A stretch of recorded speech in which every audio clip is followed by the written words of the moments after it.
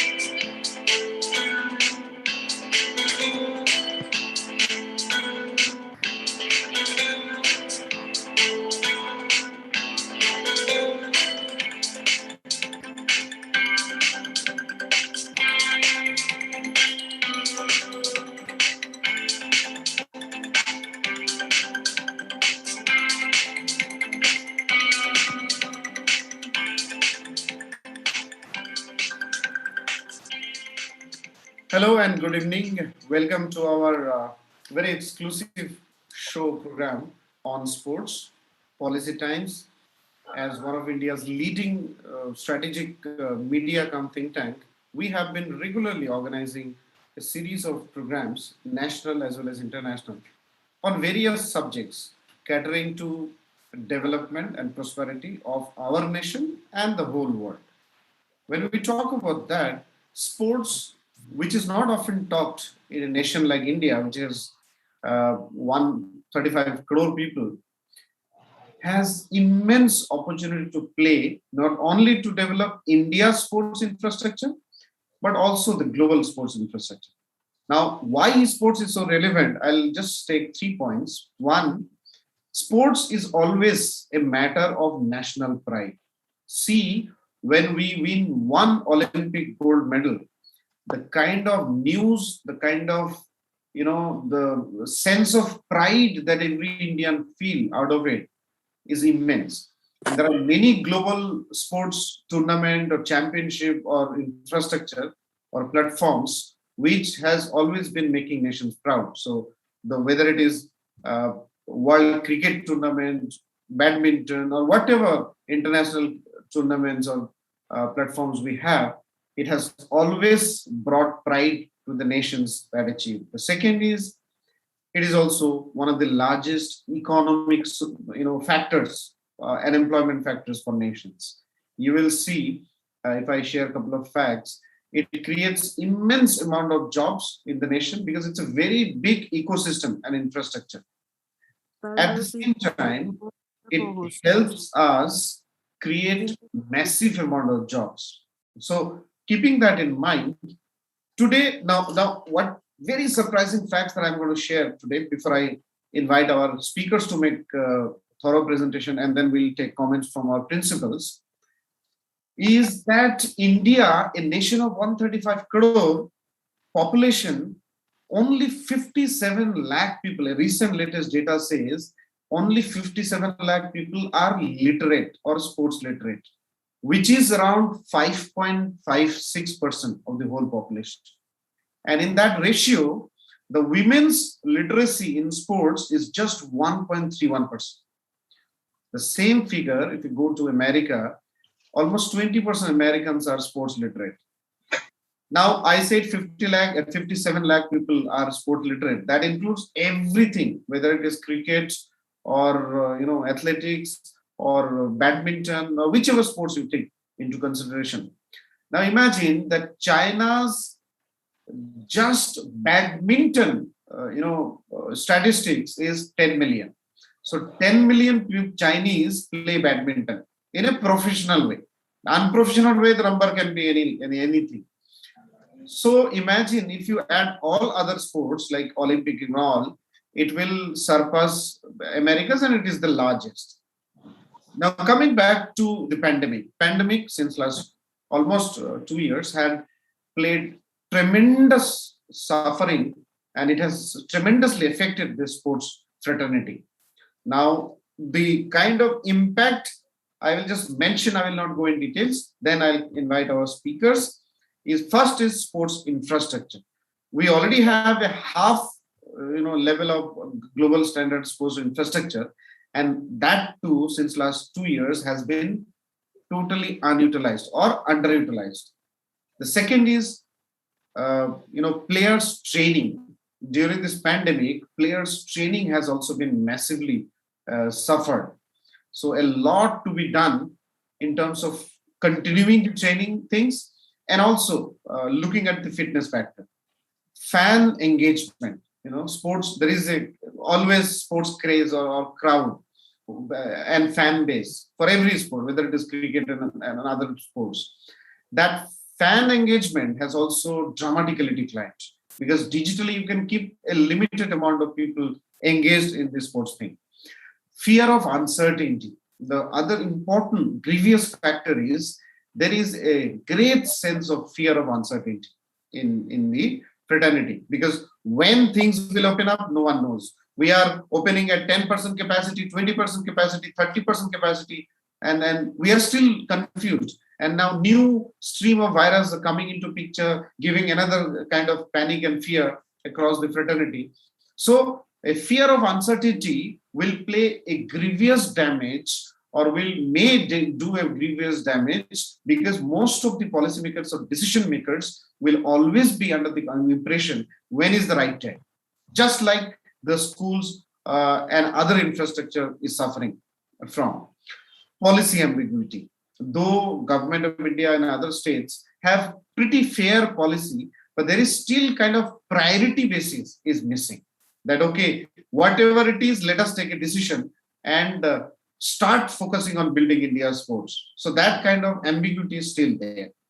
Hosting tournaments, just like as I said, the fear of uncertainty, unless we full-fledgedly come into in a scenario where to start these sports tournaments in a full and aggressive manner, things are not going to take much step. The last point I will say, there are a lot of Paralympic, or like Paralympic means there are a lot of individuals with some physical privileges, that Paralympic segment, that also are suffering more than the normal sports players. So these are a couple of factors I just opened and threw to our panel before we formally start. I have a galaxy of speakers in the panel, and I think our other speakers will keep on joining.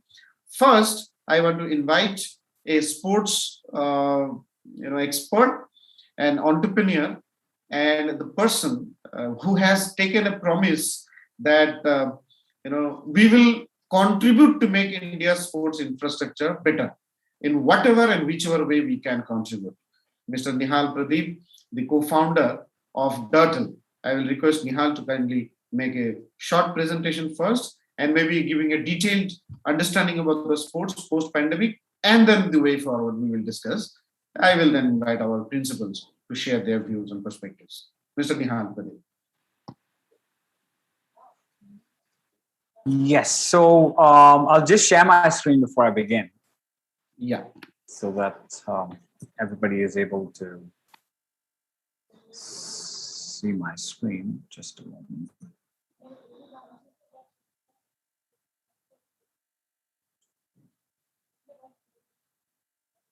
So let me know once you can see it. We can see it. Yep. Right. Yeah, so what I want to talk about today is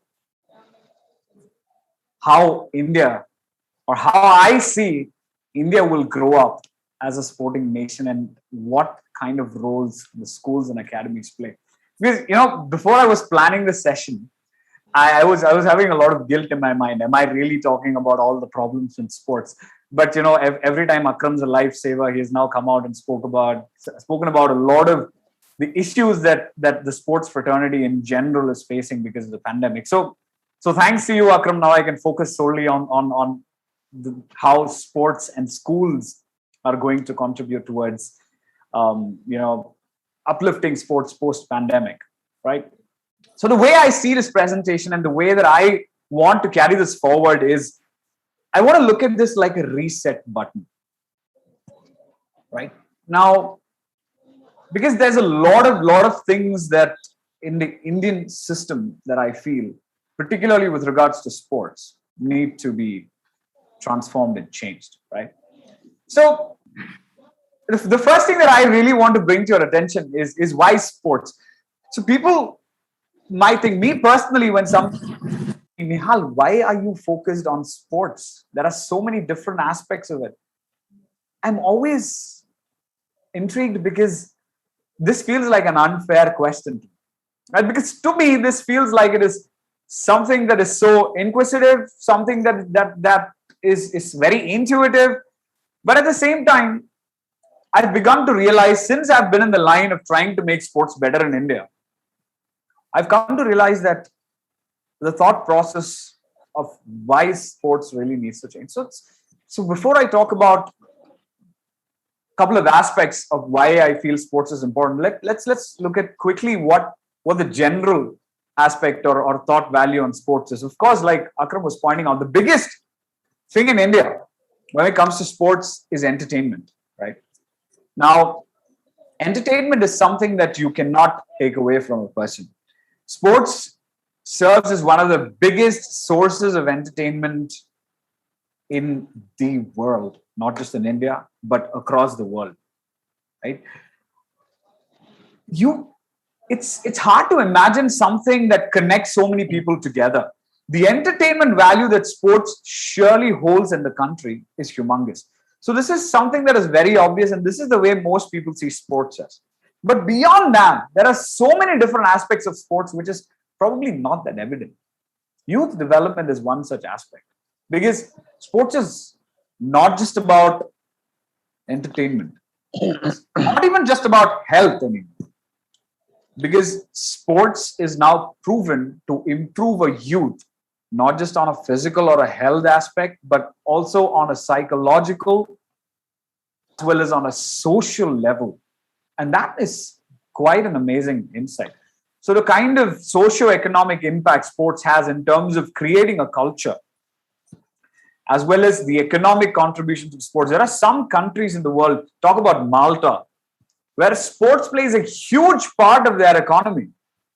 Talk about the Americans in North America. Sports is a huge thing, and it contributes to a massive chunk of economic impact on the country and even globally. Because you look at top 4 sports franchises, or at least 3 of them are American. Right? So that's the kind of revenue that American sports has, even in China. So it has a lot of economic impact. And sports is a religion.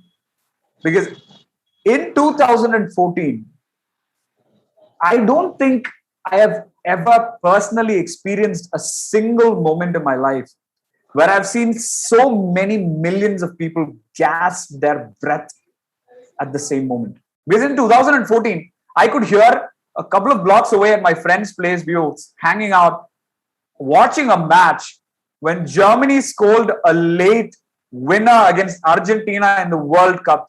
The whole street went berserk. I could literally hear screams and shouts, screams of happiness, screams of sorrows and sadness, disappointment, because both sets of fans were equally holding their breaths when Mario Götze scored that final goal.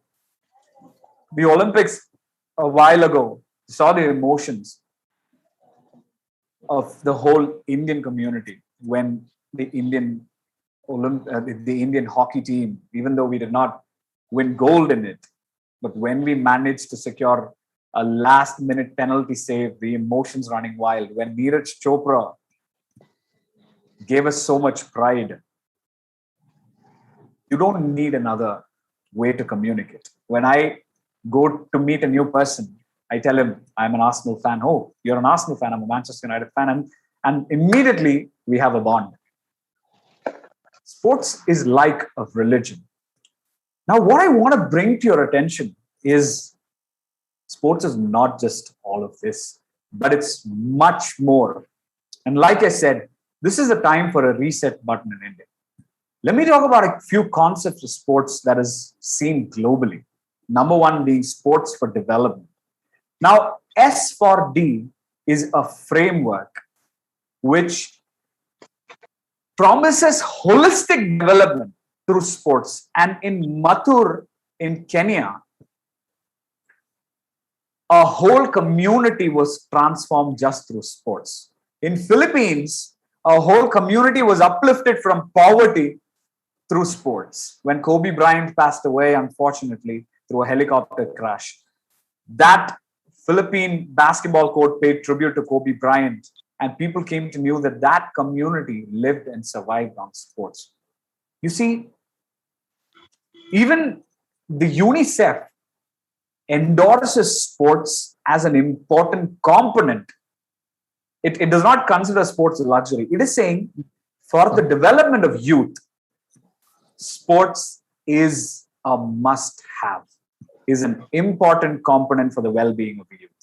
And because of this, the United Nations Sustainable Developmental Goal 3 and 4, good health and well-being as well as quality education, has sports well documented as an enabler. And this is huge. We are talking about the United Nations embracing sports as an important sustainable development goal. Because sports is proved to decrease psychological and mental ailments. I've seen there are so many case studies of autistic children responding well to sports. And therefore, sports for development in Mathare, as I was talking about earlier in Kenya, is an important case study for S4D. And right now, sports for development is a framework that is booming globally, where sports is used to develop a youth in 360 degrees, not just health and well-being, but psychologically, mentally, socially, in helping him develop in so many different aspects and help him individually grow up as a better person. And of course, health and fitness, if I start talking about sports, it can do cardiometabolic health, muscular strength, this, that, this. And you can Google this up. There's so many different health and fitness aspects of sports, which once you start talking about all this, it's probably going to be limitless. And this is one of the core aspects of sports. But you see, in India, there is a huge sporting dilemma. Akram mentioned that I'm a basketball player. I'm a sports person and I'm a basketball player. See, in 2008, I got selected for the nationals. And I came back and I told my coach, sir, I want to be a basketball player. But the education system that I looked up to, the school, the teachers, the people that I believed can transform my life, of course they did, but the people that I believed would show me the way to help me become what I wanted to be, I felt like at that point, I felt like the whole system was failing me. Because he told me, Nihal, there is no way that you can be a sports person. Not because I do not have talent, but he said this is literally impossible in the sporting system in India. You could probably get a government job with this. That too is possibly going to be a far-fetched dream. So since then, since 2008, I was broken, but I did not quit. I wanted to bring this transformation, and I started looking into what really is the problem. So for me, what I want to talk about is three important aspects. See, in India, even if I'm a really talented player, there is no way for me to prove that I'm good at it. You see, I'm sure all of you must have faced this situation because you have been doing something all your life, something that you really love and something that you've dedicated your heart and soul to, but you have no way to prove to anybody that you have the credentials for it. All these certificates, because a lot of people are producing these certificates, and unfortunately, it's not enough. There is no proper data to show that The Indian talents have what it takes to be right up there. I was talking to the women's Indian football team and they were telling me there's no data. The academies and scouts, the different teams here in India, they're not getting access to right talent. There's so many talents who go unnoticed because there is no proper data on them. There is no proper visibility on them. And once they end up leaving the schools, once they end up leaving these academies, they are driven into a system where they feel like they might not be a good fit. They might be a good sports person, but then they might enter into engineering. They might be a good sports person. They might become a doctor. These are amazing professions. Please don't get me wrong on that. But sports by no means is a bad profession. And sports has an equal right to be right up there in terms of being a viable career option with regards to all other options that are available. And when a student leaves the academy, they need some way to prove that they are good at it. Maths, science, physics, chemistry, biology, they all have marks that show you how good you are, right? But do you have a grading system for sports? When I leave college, when I leave school and I go to join college, nobody's telling me I'm 96 out of 100 in sports and basketball. No one's telling me I'm probably 55 out of 100 in dribbling. Nobody's doing that. And this is a genuine problem. And one of the reasons why sports in India is really taking a back seat. With 130 crore people, right? India, the population is capable of so much more. Akram was giving some amazing statistics. And another interesting statistic for you is 60% of people are actually, 60% of the youth are actually interested in taking active sports as participatory sports as a career.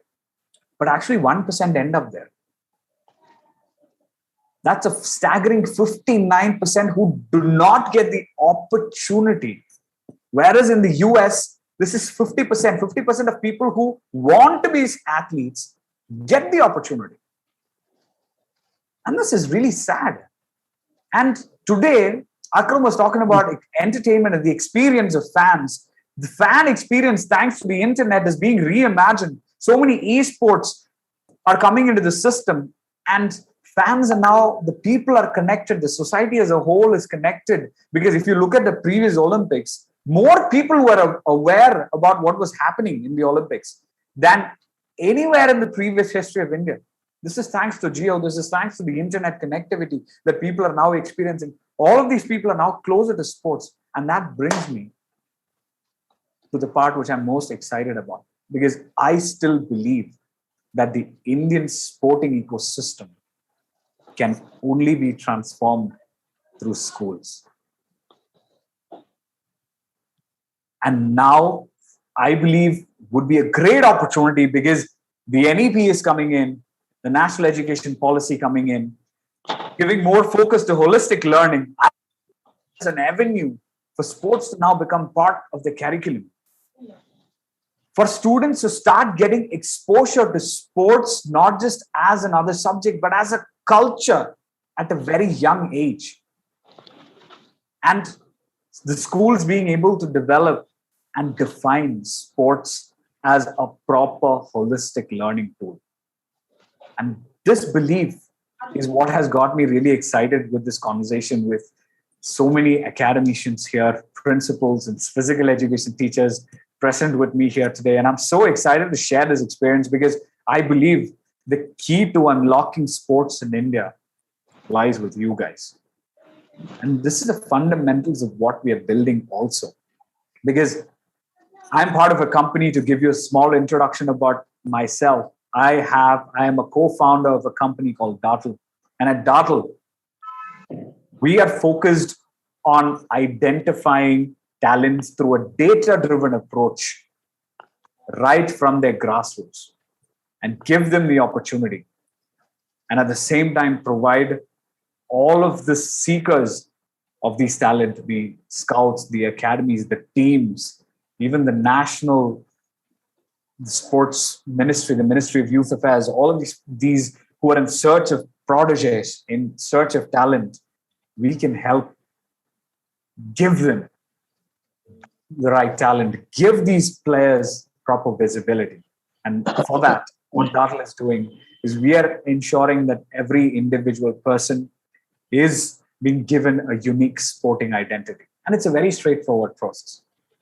What we're doing is we are working together with schools to set up a system, a developmental framework right in their schools without changing absolutely anything at all. Fundamentally, by being a part of the existing system of schools, we have designed a program that can not only help in developing them as a sports individual, but using this also capture some amazing information which can become the foundations for them to receive opportunities. Because we want to add on their palette,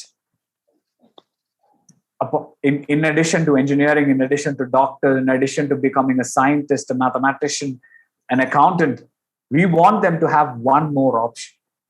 We want them to have at least one shot at taking sports as a career.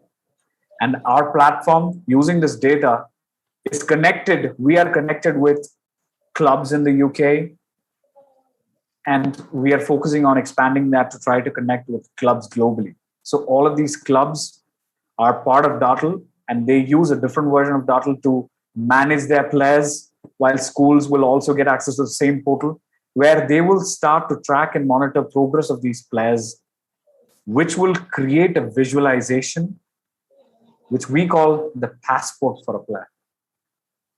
The passport for a player to receive opportunities anywhere across the globe. And this means not just opportunities for the players, but for coaches, the physical educators here, they will get exposure to amazing international, global level training, and their level will also ascend. They will have more avenues to explore. They can transcend and start to explore opportunities in taking up licenses in different coaching fields, take up specializations in sports. And this unlocks a whole new ecosystem for sports. And finally, we believe the fundamental component here is also being able to convince parents, right? Now, my parent probably did not let me be a sports person because he was concerned, because my parents were concerned, will I be able to develop a career in sports? But we want to demonstrate, because the opportunities, the player, rather than going and searching for these opportunities will come knocking at their doors.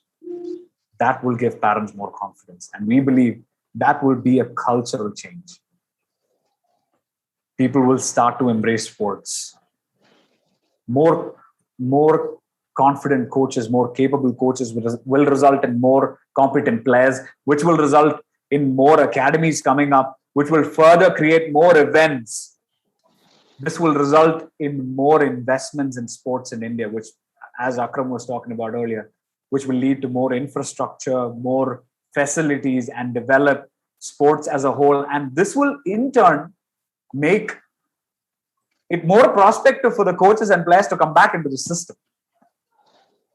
And the nation will have a huge network effect to start building sports. And this foundation starts in schools. This program starts in schools, because that's where you develop a child. That's where you talk about setting a culture for the child. This is where Dartle wants to be. This is where I want all of the panelists here and all principals in schools across India to start embracing sports as a way to transform Indian sports. And if anyone is interested, of course, to try to get in touch with me further, of course, Akram will have these details, and probably we can share the details. So these are my contacts and everything over here. So I believe strongly that together with schools, and by schools taking action, post-pandemic, we have a chance to hit the reset button and transform the Indian sporting ecosystem, and probably pave way for setting an example to not just India, but for Asian sports and even globally. On a closing note, my mission is to make sure that India has global representation, that India wins more medals in the next Olympics. That there are more Kobe Bryants, more Sachin Tendulkars, more Messis out of India. And I hope together with schools, this is going to be a possible dream. So that's it from my end. Thank you so much, Akram, for this opportunity. And it's really incredible to be able to talk to and share the stage with a lot of academicians again. And Thank you. Thank you so much, Nihal, for very comprehensively, covering the whole issue. You have very well, started with the challenges, and then the way that you connected the SDGs with the sports infrastructure was really nice. So we'll quickly go to our honorable educators joining us from different level. So I'll first invite Meenakshi Chatterjee, ma'am, who is the principal at Birla Open Minds International School.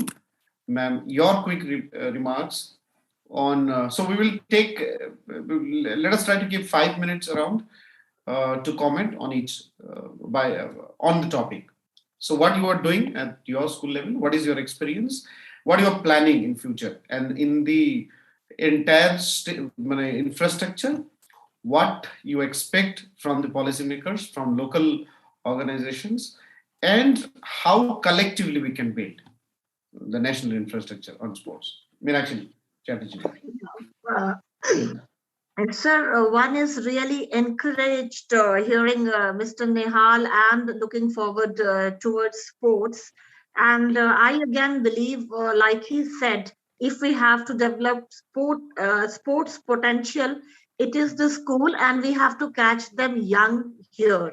But to do the whole thing, to look at the vision that he has spoken about, we need to develop us ourselves as a sporting country, wherein everybody plays, everybody takes up a sport. It is only when we are open towards sport, we all understand that the importance of sports and the importance of sports in the curriculum, in NEP, a certain number of periods given to sports. But the kind of experiences like he shared also, that one had come across, sports somehow dies out. Sports dies out after school, playing dies out, and it doesn't go much towards the to the level of clubs. But one of the ways to increase that is, other than having coaches, or other than having academy, sports academy around the school, in the neighborhood, what one would also like is also having a lot of sports clubs, wherein people of every age group either participate or at least becomes the audience to encourage. One of the best things that happens in sports is that it it enthralls us. Even if we are watching, it seems that we are part of it. So this kind of culture is already there, but somehow a lot of work has to be done.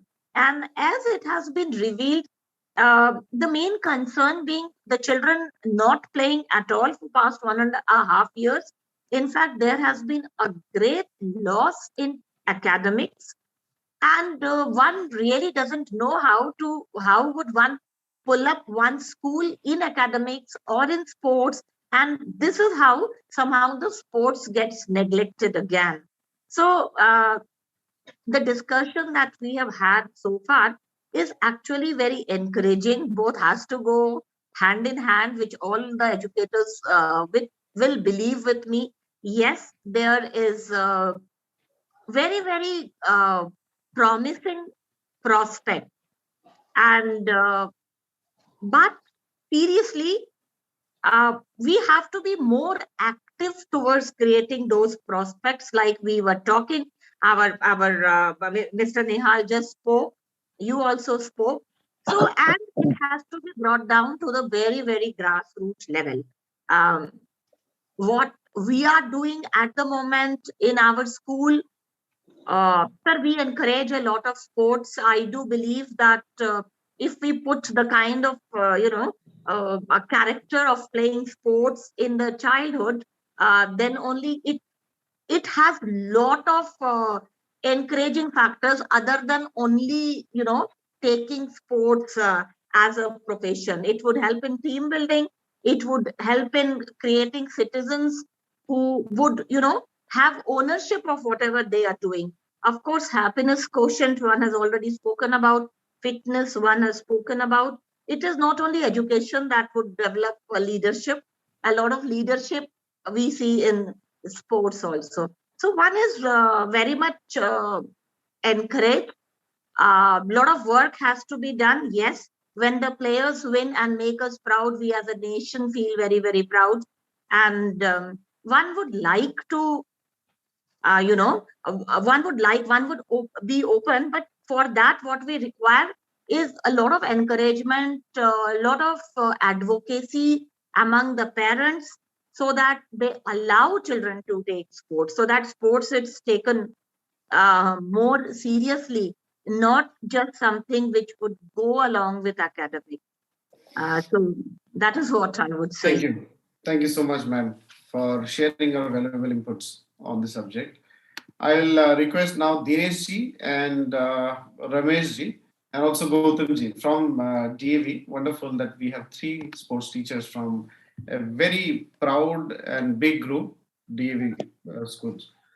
So Ramesh ji, Dinesh ji and Gautam ji, whoever online now. So yeah, maybe we can start with Ramesh ji. You were there.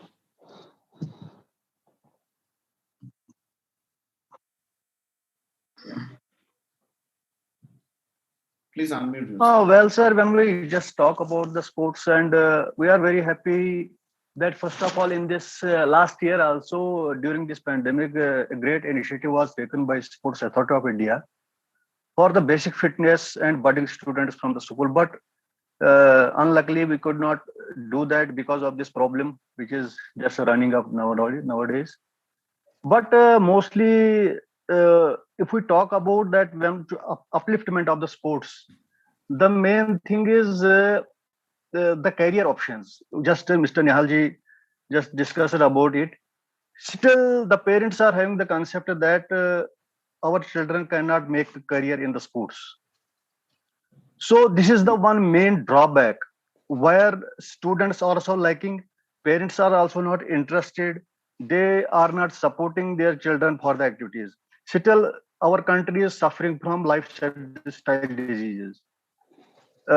If just right now, if we see that the children, what is their physical structure, what has become in these 2 years, it is very annoying to just see this children in this physical state, which we are seeing right now, because very few students were just started coming to the schools, and that is the main criteria to develop the fitness of the students, first of all, in India, because the lifestyle diseases are now gripping up because of either it is eating habit, dieting habit, or activity habits. So just developing the sports and the fitness of the students, we have to think equally and parallelly as the academics. We talk lots about sports should be developed, sports should be uplifted. We must produce budding student, this sports personalities. But when it comes to the practical, uh, we need to develop such an infrastructure and thought process of each and everyone, either these are administrators, either sports personalities, sports everyone, every sports person or every physical education teacher who is dealing with the sports, he always want to be himself on the top, so that his students also come on that way to nominate their on the best sports way. But even then, when we need the support, we need the infrastructure, we need the facilities, that lacks in between, that lacks. And so we need to be practical upon it, because we attend so many webinars, seminars, or we discuss a lot about it, but practically on the ground we need such things to do, then only we can uplift the sports in India. These are my personal views. Thank you. Nice. Dinesh Sood, any comment that you would like to make? Yes, sir. I am very agree for Mr. Ramesh, sir. So many parents are not allowed for sports. But program of Khelo India program is introduced. That's very good for a children. And fitness is good. So we collect the data by the Khelo India program. This is a very good step, and this is good for all. Bas sir, thank you. Thank you so much. So, Nihal, based on our feedback and comments by our principals and physical education teachers, any remarks that you would like to make, and then we will conclude the session. Yes, absolutely. Because a couple of things like both Ramesh sir and of course Meenakshi ma'am has actually pointed out. It's very important that sports in India needs to first. I'll first talk about the comments that Meenakshi ma'am made. Especially in terms of parents endorsing sport, and then people starting to embrace sports as an actual system. So I believe that's why I believe it's going to be a challenge. And rather than looking at academics and sports, or academics or sports, which is why I strongly believe that academics and sports has to go hand in hand. Because particularly in India, it is going to require a huge cultural shift, a mentality shift to transform the thought process of especially parents in terms of them letting their children go into sports, which is why we are putting together a program which is purely right at this point of time. It is focused on developing their health aspects.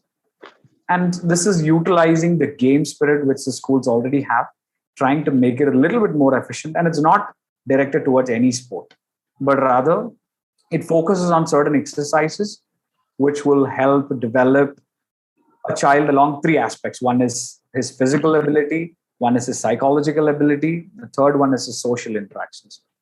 But the catch here is what our algorithm is now going to do is use this data and then transform it into a format which leading clubs globally are looking for.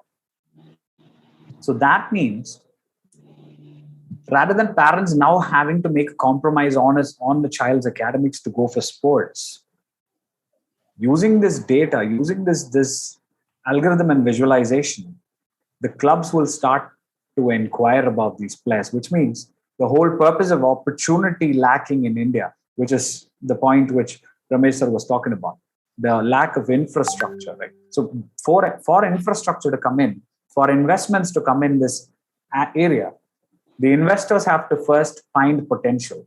Once they see that clubs from across the world are looking at Indian students, they will start setting up facilities to develop these players and nurture these players and condition these players.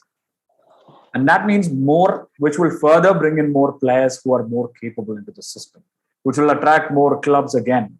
And this will be a continuous loop in improving this whole system. So this might not be an immediate change. Like you might not see the change this year. You do this program, you won't see the change this year. But if at least one student is getting the opportunity from one school, that sets a huge aspirational value. And that has to, because that's why I said it's about taking that action. And for this, since we are not changing anything about the current system, we're just implementing it in tandem with the current system.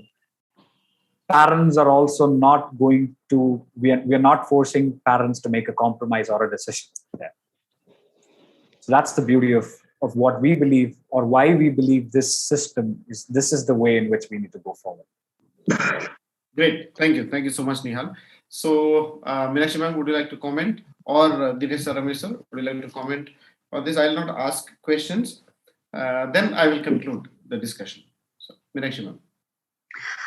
Sir, as it's a very correctly said that it has to be a hand-in-hand thing with sports. Who doesn't like to play? Every child likes to play, but somehow while the child grows to be an adult, we rob the spirit of playing from the child.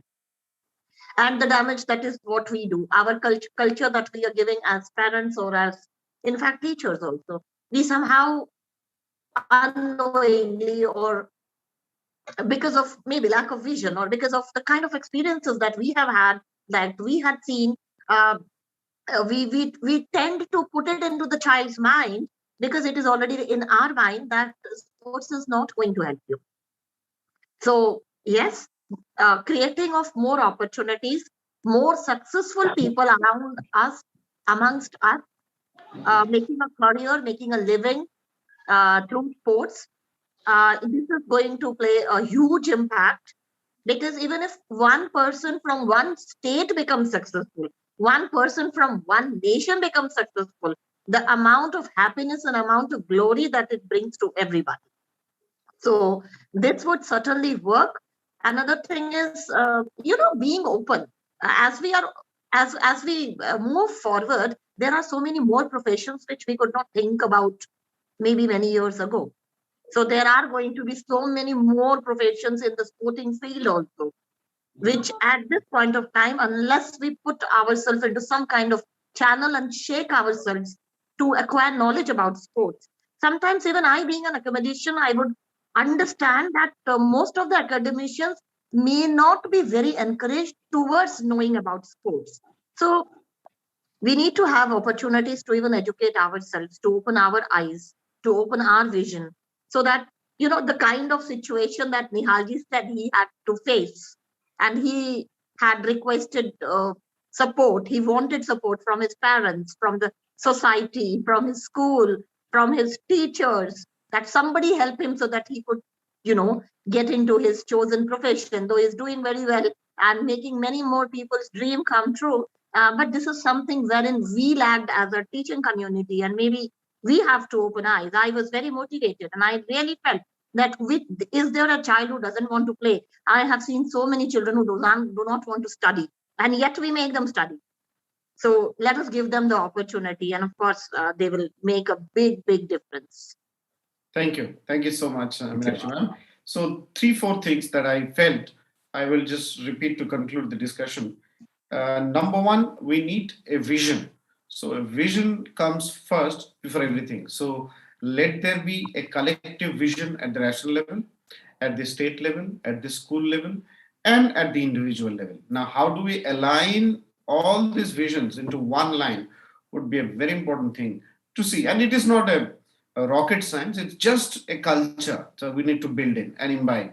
So if you can, create that kind of culture, that kind of aura around creating a vision around sports, it is very much possible. We need to integrate academy with sports. Academy or academic institutions, especially schools, play very important role in the sports infrastructure.